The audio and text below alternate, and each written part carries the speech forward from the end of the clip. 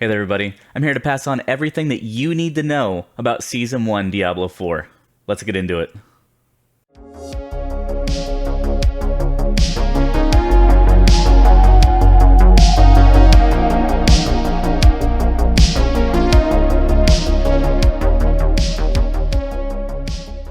As soon as you log into the seasonal server on the 20th, you're going to be able to find a guy named Cormand in Kiovashad. He's a brand new character, probably the most important character in the season. He's the central guy. Now, his companions died, and he needs your help to fight what's called the Malignants, and that's what the season's called, Malignant. So, as long as you finish the campaign, you can talk to this guy.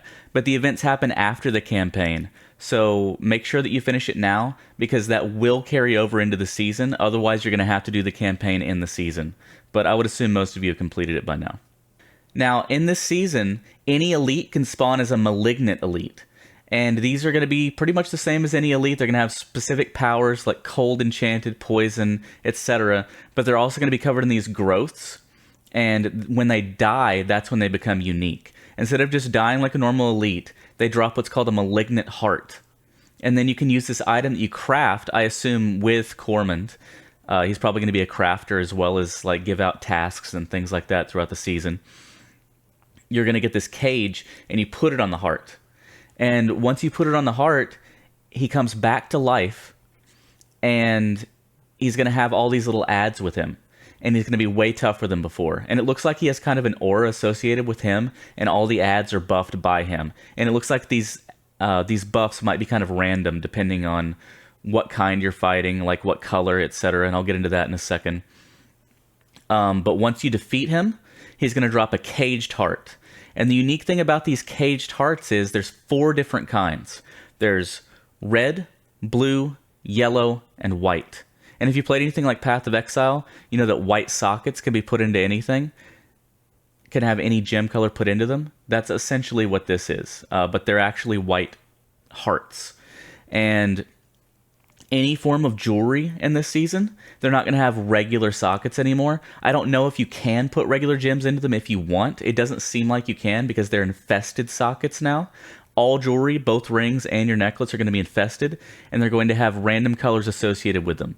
So it's going to make uniques even harder to get, because if you want a specific unique necklace or ring, for example, Mother's Embrace, I suppose, and you want that to have a unique socket associated with it, let's say it doesn't have one, you go to the jeweler and you apply it, you only get one go from the look of it. You can't re-roll it, and you don't know what color you're going to get. So if you want like a blue socket on it, then you might get a red or a yellow. So there's 3 socket colors and 4 types of hearts, and the white ones can go into any one. But you might not want white all the time. It's not necessarily the most powerful. From the look of it, there's 32 new abilities, such as this one that they give an example of, where you do lightning damage to people that surround the enemy on critical strike. So there's going to be 32 different versions of that. We don't know what the other ones are yet. That's the only one they've really shown us. But I'm going to guess that since there's 32 of them and 4 types of hearts, we're going to get 8 per. So even there's only going to be 8 types of power for the whites. So if you have one that you really want that'll make your build incredibly overpowered and it's blue, you need a blue socket to make that work. You can't just put it in anything, and it doesn't look like you can re-roll it. If you're trying to target farm specific Malignant Hearts, say you want a blue one, then there's going to be new dungeons spread throughout the world, and they look like they're going to be somewhere size-wise in between actual dungeons and cellars. And you're going to be fighting only Malignant creatures in here, and they'll drop little Malignant shards and things like that. I'm not exactly sure what those are used for. They didn't go into it in the dev stream, but at the very end, there's always going to be an event where you have 2 random colored little orbs on the ground, and you choose one. So hopefully one of them is the color you want. You put the crafted cage on that. It spawns that color of monster. You fight it, kill it, comes back up. Or maybe you just fight it directly because you already used the cage. They weren't particularly clear on that. But regardless, at the end of it, you get the color heart you want. You won't necessarily get the ability you want on that heart, but it'll narrow it down. So instead of just random 32, you're narrowing it down to 8. So that'll be a pretty good way to target farm the ones you want. We don't know if they scale, because we know that legendary aspects kind of scale with your level or have a percentage chance to roll higher or lower, right?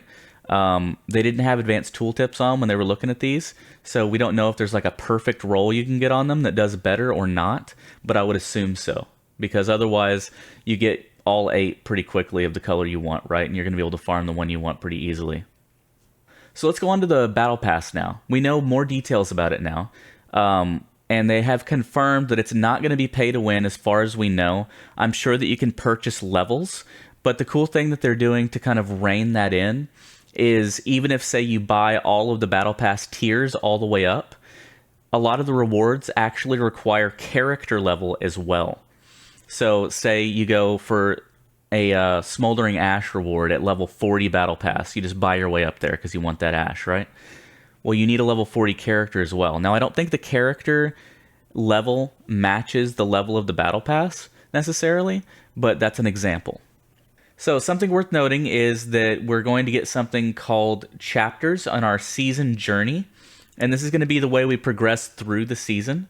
We're going to be able to do these achievements, basically, these tasks.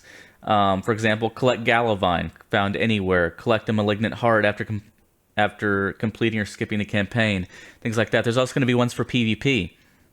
Now, you don't have to do all of these to progress. You just have to do a certain number of them. So you can pick and choose, I really don't want to do that one, I really don't want to do that one. Because, like, PvP, for example, on Hardcore can be either really scary for some people, or it's just really hard to find people on there because it's so scary for so many people. So, it's going to be something that you choose to do. Say there's 15 of them. You only have to do 9, it looks like, 9 objectives. And then you just pick which ones you want from there, and you get chapter rewards. And it looks like a lot of the rewards are actually going to be new legendary aspects. And the really cool thing about those legendary aspects is, once you get them, they're going to go into your Codex of Power. So then you can just go to the Occultist, put them on your gear, and try them out right away. It's going to be pretty awesome that way. The main thing that you're going to want from these is the Smoldering Ashes, as I said a moment ago, because they added something called Blessings, and there's going to be these urns that you fill up with the ashes.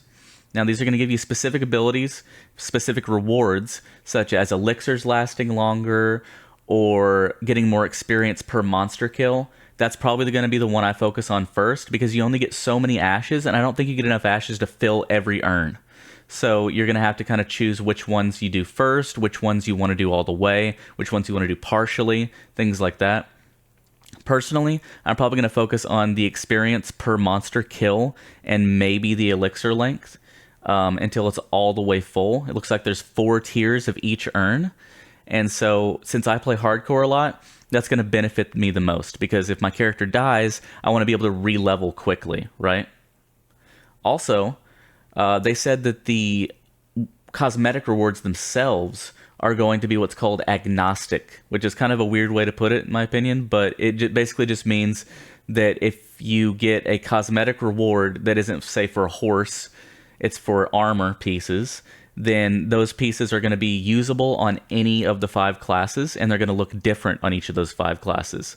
The only exceptions to this are going to be on the weapons and such, because, for example, barbarians can't use shields or wands, so those are going to have one specific look most likely, and you're not going to be able to change them class to class, because there's no real need for there to be multiple class looks for those items, because only a couple classes can use them, right? Specifically with the shield, I'm pretty sure Necromancer is the only one that could use it, so there's probably only one look for that. The last thing to mention is what you're going to want to do before it launches is kind of official now. They still didn't really give good details on hardcore, and I'll get into that in a second. But essentially, the update is going to drop on the 18th of June, but you won't be able to do a lot of the things in it until the 20th. Like, the season won't activate until the 20th. But on the 18th, you'll be able to do things like log on to your characters to transfer your data to all the other characters. So a good example is this. Say you have one character that has completely explored the map and gotten rid of the Fog of War. log on to that character, and now his map knowledge goes to all of your characters. And so anytime you create a new character, be it in season or on the Eternal Realm or on hardcore, whatever it may be, or even your existing other characters will receive that knowledge and be able to see the map. It'll also transfer over, even into the season, all of your altars of Lilith and things like that as well. And also, keep in mind, say you have one character that's completely explored Skazglen, another character that's completely explored the Fractured Peaks. If you log on to both those characters, that knowledge gets shared with each other and with everyone else. So you can kind of complete things that way too. It's all going to be kind of piecemealed together. Those are the only things that are going to transfer into season. So make sure you get all your altars of Lilith. Make sure you get as much of the map explored as you can. And if you have both those things completely done, you're going to be in Tier 2 Renown for every zone. That means you're going to have 5 skill points to start, and you're going to have 9 potions to start. Now, I'm going to focus right away on getting that 3rd tier in each zone as I'm leveling. That way I get those extra 5 skill points, because as I've discussed before, those are the most powerful things for hardcore, and that's what I play exclusively. Now, here's where that gets kind of sticky for me. They weren't really clear on whether or not, say, I log into my level 72 Eternal character that has all the altars and the whole map explored, has done the campaign, all that jazz, right? Is that going to transfer to Season 1 Hardcore as well? Or do I have to, just like you do now, Hardcore and Eternal are separate, right? So I had to get all the altars on Hardcore too. Do I need to get all the altars on Hardcore and fully explore the map on Hardcore, then log on to that character on the 18th? Because the Lilith statues are no problem, that carries over. But the exploration does not currently. So does that mean that I need to get a character, explore every little nook and cranny of the map, and then make sure that character stays alive until the 18th, log on and share that data? Because that kind of makes me incentivized not to play that character that has all that exploration, right? Because I want it to transfer to the season. So I am a little curious about how they're going to do that. It not transferring the data until the 18th really kind of is a bummer. They explained that they didn't plan to do this at all, and so that's why they're having to do this weird piecemeal thing and wait until the 18th. But it really is kind of scary for us hardcore players, because I really do feel like I can't take any risks if I want to prepare my account in the best way possible for Season 1 Hardcore. I think that's just about everything. I just wanted to get this video out as quickly as possible to let you know what was going on, and so that you didn't have to sit through the slog of Diablo Immortal, because they are pushing Diablo Immortal so hard on that dev stream, it's not even funny. The first 20 or 30 minutes was just them talking about Diablo Immortal. No one wanted it, dude. Chat was going crazy, but they don't care.